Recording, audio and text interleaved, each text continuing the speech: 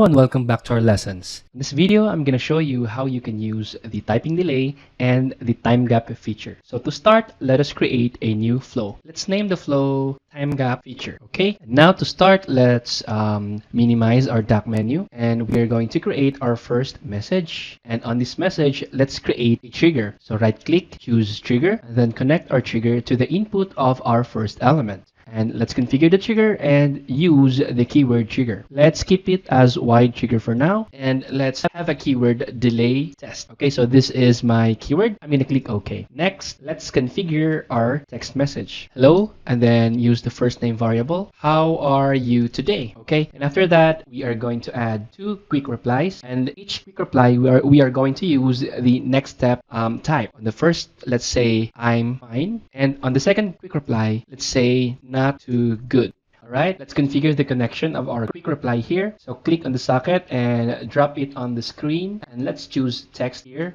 Great. Have a good day ahead. All right. And then let's configure the other quick reply. Click here and put it on anywhere on the screen. And let's choose text. So in this one, let's say, too bad. How can I help your day get better? Now we have 2 quick replies, and each quick reply, we have connected a message. I'm going to show you the difference of a message with a typing delay and a message without a typing delay. So let's add a typing delay here. Okay, add a typing delay. Let's say I want to delay this for 5 seconds. And for the other message, we are not going to add a typing delay. So click save. So since now we have already learned how to use keywords, we can now test our flows using this keyword. The advantage of using keywords when testing your flow is you wouldn't have to click the send test button again and again. All you have to do is trigger the keyword on your message. You can then view your flow. So to test this flow, I'm going to have to use the send test button first, and then I'm going to use the keyword to test our buttons afterwards.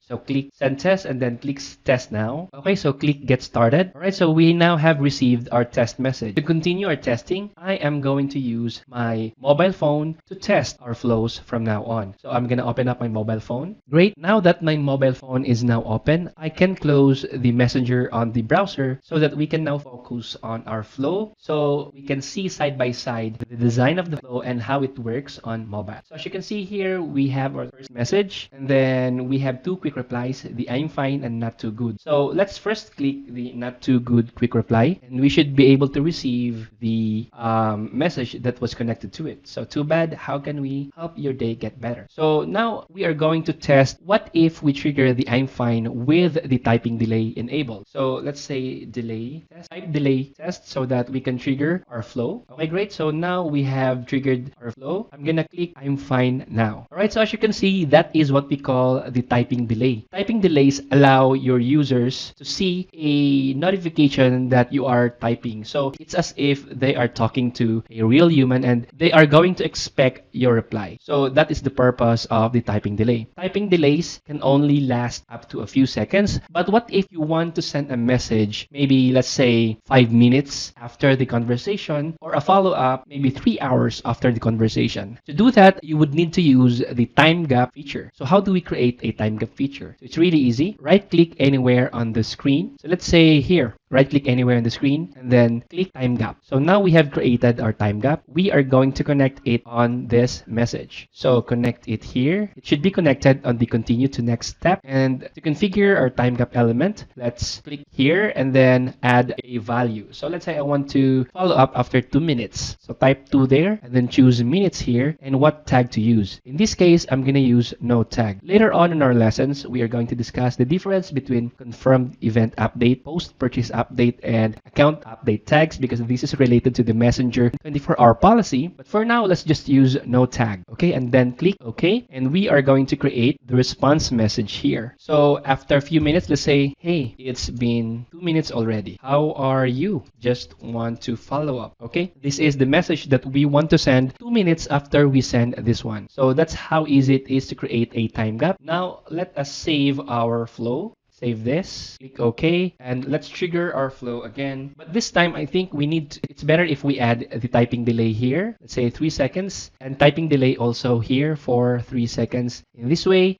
we can trigger the typing delay for all of our messages. So to test, let's trigger our keyword delay test. So we should be able to see the test message any minute now. Okay, great. Then I am going to click not too good. So it should trigger our typing delay, right? As you can see, there's a typing delay there, a typing image. And after that, as you can see, the message right after the time gap was not sent immediately because the system would have to wait 2 minutes in order to deliver this message. So let's wait for 2 minutes until this message gets delivered to our inbox. Great. So after 2 minutes, we now have received the follow-up message. Hey, it's been 2 minutes already. How are you? I just want to follow up. So when doing time gaps, you can actually configure more delay configuration here. So you can configure to minutes, to hours, to days, weeks, and months. But you have to be careful when sending a message more than 24 hours from the time that your subscriber have engaged with your message. Example, they message your page at around 6 p.m. at night. So you have up to 24 hours to message that subscriber without problems. But if you send another message to the subscriber